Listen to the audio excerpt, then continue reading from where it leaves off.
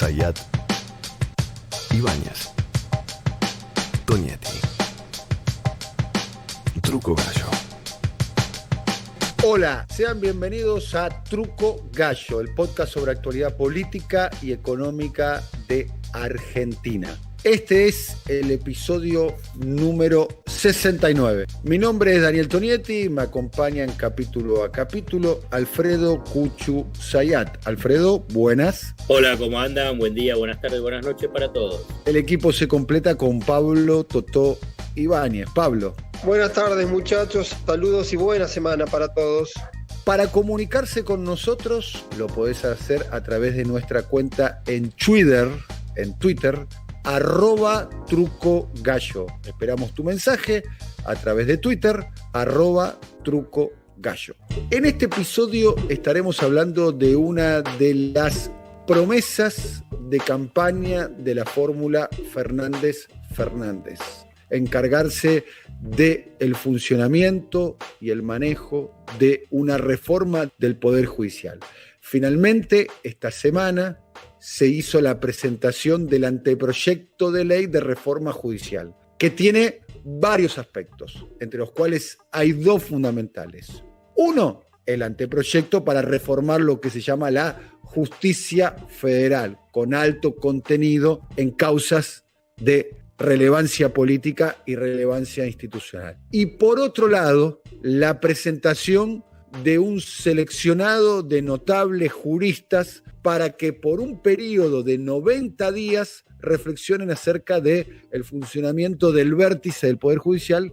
Nos estamos refiriendo a la Corte Suprema de Justicia. Todo esto va a tener un enorme debate público, un enorme debate mediático y también un debate parlamentario que se va a dar en las próximas semanas, en los próximos meses. Proponemos organizar mejor la justicia federal y, en particular, superar la crisis que claramente afecta la credibilidad y el buen funcionamiento de la justicia federal con competencia penal. El presidente de Argentina, Alberto Fernández, presentó su proyecto para la reforma judicial. Se sugiere fusionar sectores de la justicia federal, desdoblar las actuales secretarías para transformar todo en un fuero con 46 juzgados, el doble de la actual composición. Solo busco hacer la república que todos declaman, pero que algunos humillaron. De una vez por todas, digamos nunca más a una justicia utilizada para saldar discusiones políticas. Y digamos nunca más a una política que judicializa los disensos para eliminar al adversario de turno. ¿Está Margarita Stolbizer del otro lado? Bueno, a mí me parece lisa y llanamente escandaloso, en realidad, ¿no? Que el abogado defensor de Cristina, la expresidenta, y que este hombre sea convocado nada menos que para evaluar el funcionamiento de la Corte. Sinceramente no hay en esto el mínimo respeto al Estado de Derecho, a la división de poderes. Realmente titular así es una ofensa, porque me ofenden a mí, lo ofenden al presidente y ofenden a toda la gente de bien que queremos cambiar las cosas. Y aparte para la impunidad de nuestra vicepresidenta, cuando cualquier alumno de la facultad se puede dar cuenta que siguen los mismos jueces. Entonces, ¿de qué impunidad estamos hablando? Es hora de tener una justicia proba, que solo esté atenta a respetar y hacer respetar las reglas del Estado de Derecho. Una justicia sobre la que no influyan los poderes mediáticos, los poderes fácticos y los poderes políticos. Pablo.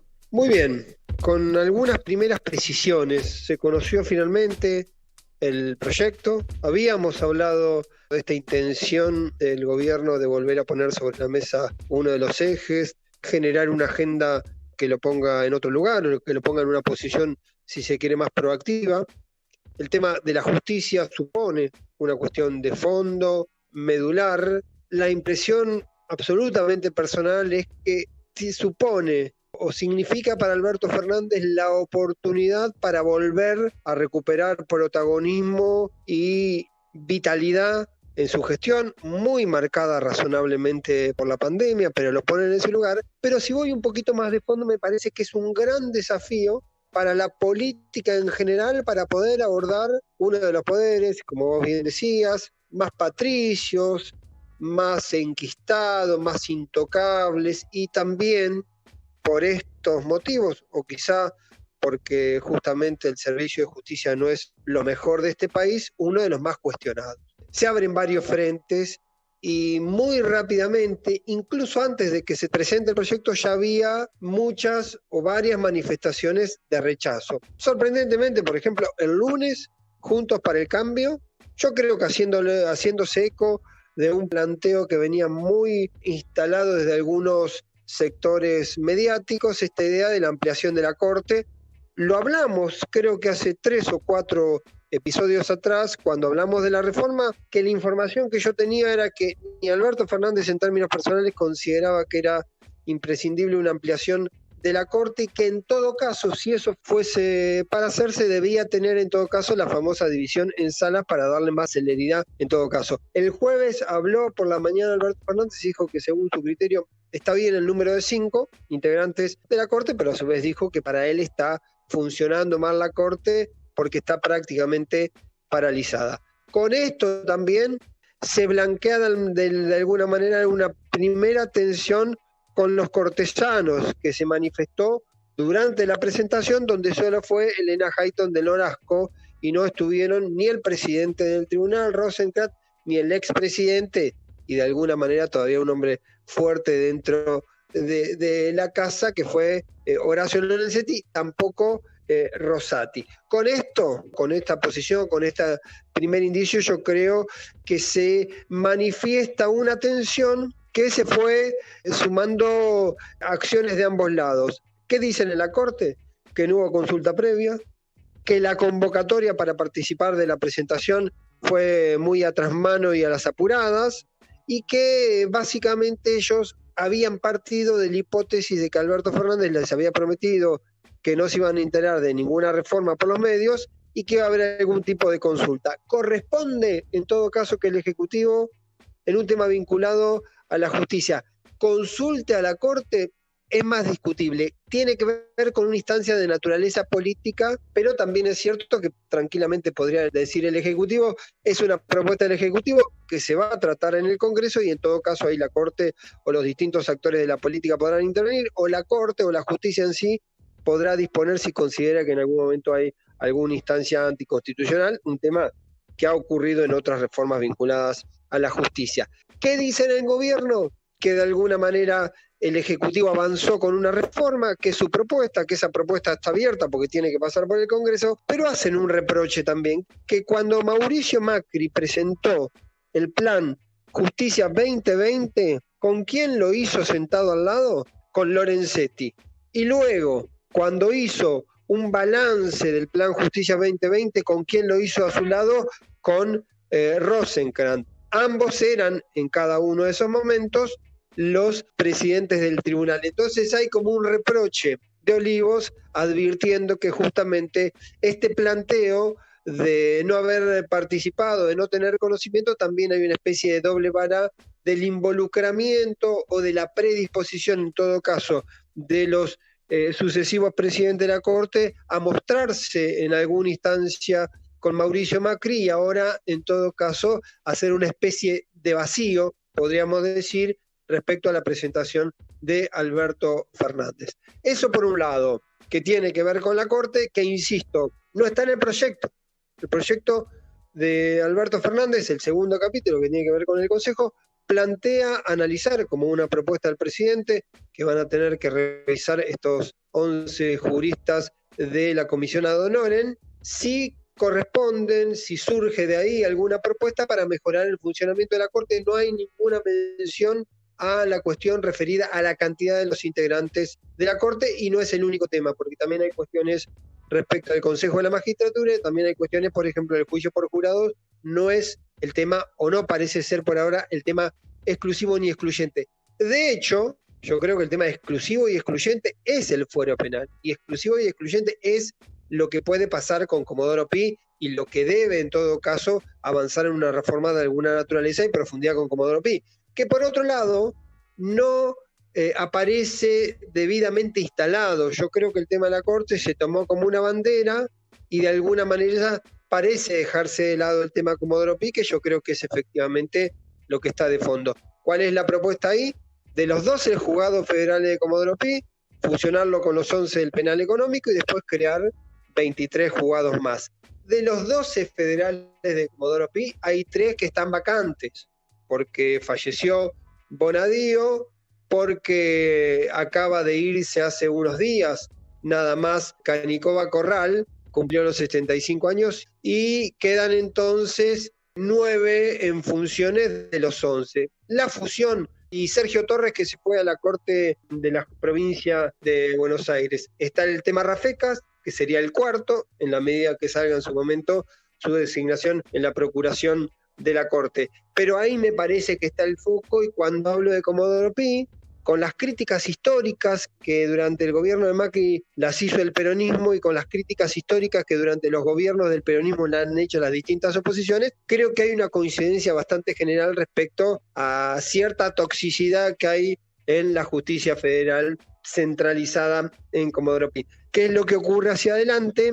Y ahí me parece que es un interrogante. Posiblemente el Ejecutivo o el oficialismo, con la mayoría que tiene en el Senado, más una minoría amplia, pero que requiere de acuerdos, podría lograr avanzar con una reforma, pero necesariamente va a tener que hacer acuerdo con algunos sectores, por ejemplo, con los cordobeses, por ejemplo, con el labañismo, por ejemplo, con algunos gobernadores, si quiere avanzar. Es decir, no tiene una libertad absoluta para avanzar con cualquier tipo de reforma. Y me tomo como referencia el anticipo que hubo con el tema Vicentín. Cuando hay tema de alguna complicación de tratamiento legislativo, también las mayorías que a priori parecen sólidas pueden entrar en discusión. Yo creo que ahí se abren 2 interrogantes. ¿Cuál va a ser la posición con la oposición y cuál va a ser el comportamiento interno en el frente de todos? Hago la referencia al caso Vicentín.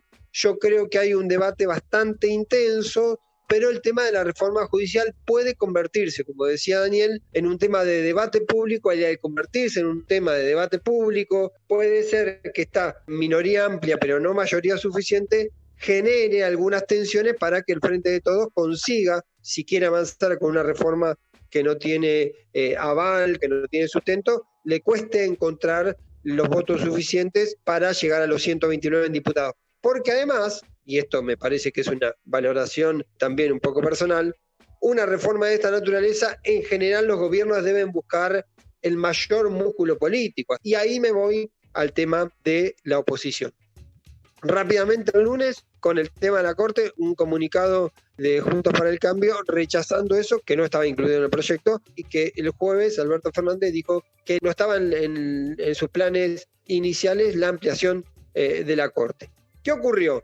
Una convocatoria del gobierno a los sectores de la oposición. Algunos dirigentes de la oposición fueron a la presentación, pero Juntos para el Cambio no fue. Según la versión del gobierno, algunos dirigentes habían comprometido a irse, pero después, por pedido de Mauricio Macri y de Alfredo Cornejo, dijeron que no había que participar como una forma de rechazo anticipado a una reforma que todavía no se conocía. Por lo pronto, ¿sí? Ahí voy a la idea final de que también quizá la política en general se deba dar un debate sobre la justicia, y eso tendrá que ver con una instancia de si efectivamente tanto el oficialismo como la oposición se animan a dar un debate de la mayor profundidad y de la mayor seriedad respecto a lo que ocurre con la justicia.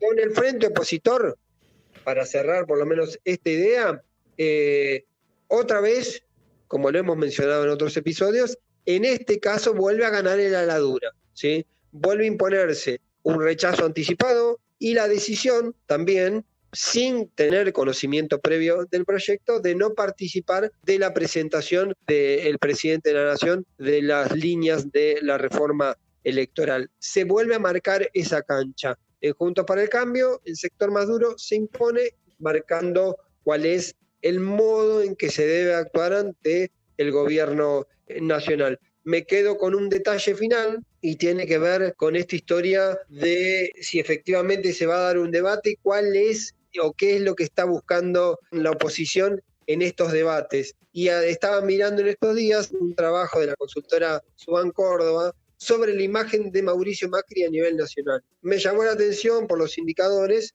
Tiene 69.1 de negativa y 29.1 de positiva Mauricio Macri según la encuesta de Subán Córdoba.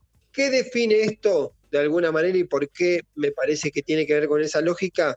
Que de alguna manera también está marcando la línea, está marcando la definición, un dirigente que si lo procesás en esos términos, más allá de que pueda ser candidato a legislador por la Ciudad de Buenos Aires, donde seguramente los números son distintos, no parece un dirigente con volumen para conducir el nivel de apoyo o rechazo público, para conducir el ala opositora. De hecho, me voy a otra encuesta que salió en estos días de Analogía, cuando se mide o se pregunta quién puede ser en todo caso el candidato a presidente de Juntos para el Cambio de 2023, solamente un 6% dice que podría hacerlo Mauricio Macri, mientras una mayoría de 28, casi 30% plantea que debería ser Horacio Rodríguez Larreta. Digo, para entender en qué contexto se debaten los temas y sobre qué plafón político, posiciones políticas y proyecciones a futuro. Si cierro con este dato, cuando uno hace una lectura un poquito más fina de las palabras y las posiciones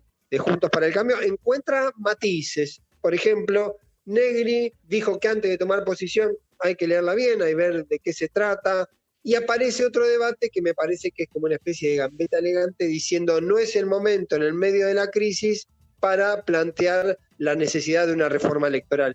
La historia, con algún argumento, sí o no, que también abordan en algunos ámbitos de la justicia, donde dicen que la reforma del fuero penal, que además va atada a la creación de muchos juzgados federales en el interior del país, que puede ser un elemento para lograr acuerdo con los gobernadores, ojo con ese detalle, tiene un costo económico muy alto que algunos estiman en algo así como 4.000 millones de pesos. A ver, algunas cuestiones como para analizar, o por lo menos para agregar al análisis, es la diferencia que tiene la reforma de la justicia con Vicentín es que la reforma de la justicia forma parte del legado electoral de la fórmula Fernández-Fernández. O sea, prácticamente gran parte del sentido de los votos y del triunfo de Fernández en las elecciones de octubre del año pasado tiene que ver con la reforma de la justicia, la politización de la justicia, el instrumento de la justicia, y parte de lo que fue descrito como lawfare del dispositivo de medios, un sector de la justicia, los servicios de inteligencia y poder económico para la persecución en aquel momento de opositores. Ahí hay una diferencia, me parece, no menor con respecto al Vicentín, que Vicentín no fue un tema de campaña. Y otro tema me parece que elemental, porque está muy interesante el tema de cómo se juntan los votos, el rol que van a tener los legisladores que están vinculados a los gobernadores, porque entre otras cosas la reforma del fuero penal contempla la ampliación de fueros en el interior de la Argentina, más allá del fuero penal porteño. Con lo que eso implica, para bien, a los efectos de ampliar el poder político territorial, ¿no? Porque la injerencia que tiene el poder político en la nominación de los jueces federales. Quería compartir otra encuesta, una encuesta de la consultora Proyección, que básicamente es un estudio que se hace en la provincia de Buenos Aires. La consultora está conducida por Manuel Zunino y Santiago Giorgetta y ha tenido bastantes aciertos en el último proceso electoral de la Argentina. Les comparto esto para que entendamos de qué hablamos también, porque el nivel de desconfianza de la justicia, insisto, tiene que ver con una demanda electoral y de un sector importante de la opinión pública. Cuando se le pregunta a la sociedad, y el único modo de ocultar eso es a través de los estudios de opinión pública, el nivel de confianza en la justicia argentina. Voy a pasar a contarle los números. ¿Confío mucho en la justicia argentina? 2.9%. ¿Confío algo en la justicia argentina? 14.9%. No confío ni desconfío, que sería algo así como no sabe, no contesta, 5.2%. Confío poco en la justicia argentina, 46.9%. Y después, no confío nada en la justicia argentina, estamos hablando de encuesta en provincia de Buenos Aires, 30.1%. Esto quiere decir que la imagen negativa de la justicia argentina es del 77%, según este estudio de opinión pública de la consultora Proyección, en la provincia de Buenos Aires. Habrá que ver qué comportamiento tiene el resto del país. Y la imagen positiva de la justicia argentina, según este estudio de opinión pública, es del 17.8%. Esto quiere decir que 77 de cada 100 bonaerenses, según este estudio de opinión pública, tienen una imagen, confían poco o nada en la justicia argentina. Esos números es transversal, digamos, ahí te das cuenta con esos números a nivel de la política y de la orientación ideológica de la población. Ahí tenés gente de derecha, de izquierda, de centro. Ahí no hay grieta, digamos, podríamos afirmar. Porque algunos van a decir es porque no meten presa a la chorra, otros dicen por qué no meten preso a los ladrones de guante blanco, a los banqueros, otros por qué dejan libres a los asesinos. Es como que ahí tenés todo el universo, lo que habla en última instancia de la debilidad de la justicia y que se ratifica que es transversal. Bueno, y otra cuestión acá que surge también del mismo estudio de opinión pública hecho por la consultora Proyección. Por ejemplo, cuando se mide la confianza en instituciones o organizaciones que tengan que ver con la seguridad, la Gendarmería, por caso, tiene un nivel de aprobación de 59.5. Es la fuerza de seguridad con mayor valoración pública en la provincia de Buenos Aires. 6 de cada 10 bonaerenses la valoran positivamente. Las Fuerzas Armadas, atención, las Fuerzas Armadas, 51.3. La Prefectura, otra fuerza de seguridad, 45.4. La Policía Federal, 35.2. La Bonaerense, 24.5. Y la Policía Municipal, 16.6. ¿Por qué agrego este dato? Porque está peor que la bonaerense la justicia. Exactamente. Quería agregar este dato porque está peor que la bonaerense. Y no solo que está peor que la bonaerense, sino que otra de las marcas que fue cuestionada en ese mismo estudio de opinión pública es el Fondo Monetario Internacional. Y el Fondo Monetario Internacional increíblemente tiene una imagen positiva de 9.7% y una imagen negativa del 56.7%. Podremos afirmar que la justicia tiene una imagen positiva mayor que la del Fondo Monetario Internacional, porque la imagen positiva de la justicia es del 17.8%, pero su imagen negativa es también mayor a la del Fondo Monetario Internacional, que es del 56.7%. Me parece que este es un elemento central a tener en cuenta, que hay un sector de la sociedad, como bien lo decía Alfredo, ese sector es transversal, porque está claro que ahí confluyen los que votaron a Alberto Fernández y los que votaron en contra de Alberto Fernández, para dar un caso, que está reclamando un mejor funcionamiento de uno de los poderes del Estado. Déjame decir algo al respecto, porque me parece extraordinario estos números y asociarlos a la reacción de los sectores más conservadores, políticos y del poder, porque en última instancia es debatir sobre el poder. La oposición, como ahí mencionaba Pablo, digamos, se opuso sin saber el contenido, no importa qué, porque lo que en última instancia es vocera esa oposición de factores del poder muy, muy arraigados en Argentina, que tienen tal nivel de impunidad y a la vez también de influencia, que no importa que esos números que vos estabas mencionando, Dani, a nivel de el rechazo a cómo está funcionando el Poder Judicial. Incluso la oposición, digamos, violentando hasta parte de su base electoral, que está diciendo tenés que cambiar el Poder Judicial, digamos, no importa, porque lo que se está discutiendo es poder. Y me parece que eso es uno de los puntos centrales de lo que es esta disputa con la reforma judicial. La verdad que en detalle yo no puedo ponerme a hablar nada, porque no es mi tema, pero sí como reflejo, sí puedo hacer una observación como reflejo de cómo es la disputa del poder en Argentina. Y el Poder Judicial, ese Poder Judicial que es tan cuestionado por la sociedad, es un factor de poder muy, muy fuerte y a la vez que tiene una concepción muy conservadora y además de tener una posición muy conservadora, muy reaccionaria en función a las transformaciones necesarias de Argentina para transitar otro sendero y no este sendero de estancamiento. Te sumo a eso, ayer con el tema el miércoles a la noche, digo, no sé cuándo se va a publicar en las próximas horas, pero el miércoles a la noche hubo una convocatoria a un cacerolazo que, según el seguimiento que uno hace medio por redes y demás, fue muy focalizado, muy cortito en algunos lugares de la ciudad de Buenos Aires, y sin hacer, yo hice un chiste en Twitter con eso, sin hacerme el sommelier de cacerolazos, lo que advertía que en mi zona yo escuché en su momento, con algún nivel de intensidad, cuando hubo un cacerolazo convocado contra aquella famosa historia de supuesta o no tan supuesta liberación de presos en el marco del riesgo del COVID. ¿Sí? Sobre Comodoro Pi me genera, francamente, hasta cierta curiosidad que la política, teniendo en cuenta que la experiencia histórica sobre la justicia federal, no haya una decisión bastante global, bastante acordada, un punto de partida inicial de que es necesario hacer algún tipo de reforma en ese ámbito.